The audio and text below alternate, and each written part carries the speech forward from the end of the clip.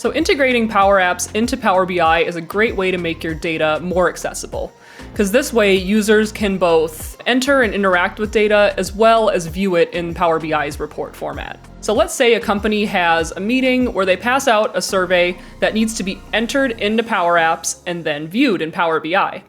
A great way to do that is to have your entry Power App form directly in your Power BI report, so that way the user who's entering the data can easily see it updated in real time. So here is what our report looks like in the end.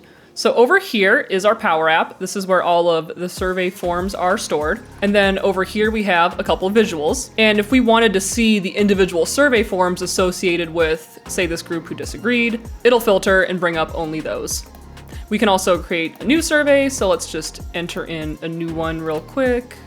Successfully submitted, and then if we refresh our visuals, you'll be able to see it reflected. There's another one in the agree column.